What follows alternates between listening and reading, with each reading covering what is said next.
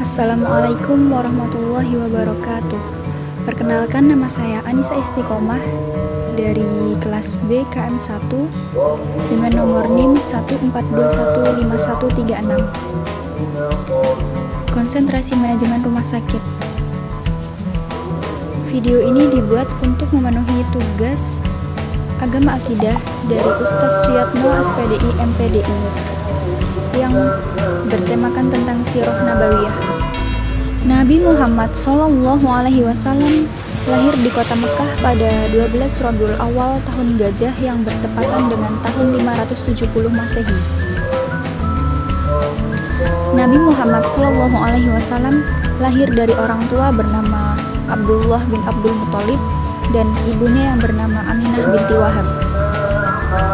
Abdullah merupakan seorang saudagar yang sering bepergian ke negeri Syam. Umar bin Khattab dan sosok pemimpin yang dirindukan, akan tetapi Abdullah meninggal dunia saat Aminah mengandung Nabi Muhammad SAW yang baru berusia 2 bulan.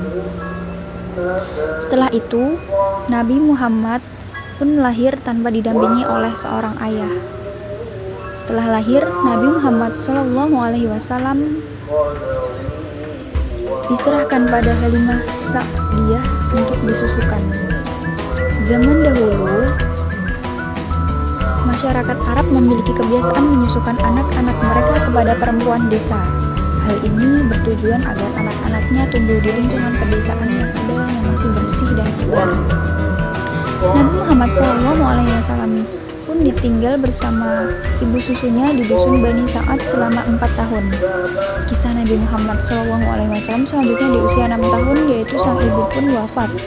Kemudian Nabi Muhammad SAW dirawat oleh kakeknya dari pihak ayah, yaitu Abdul Muthalib. Selang 2 tahun, sang kakek pun wafat.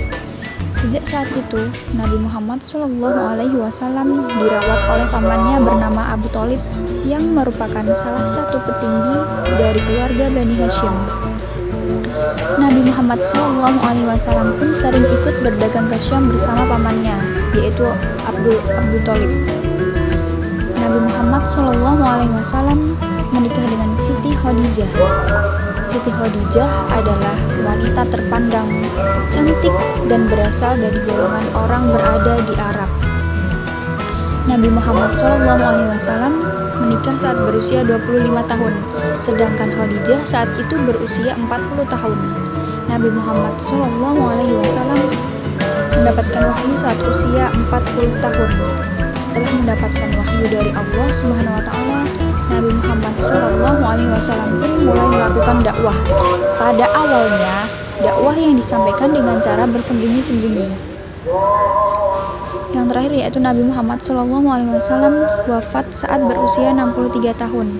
Beliau mengalami sakit dalam beberapa waktu. Suhu tubuhnya tinggi dan sampai akhirnya menghembuskan nafas terakhir. Sekian dari saya.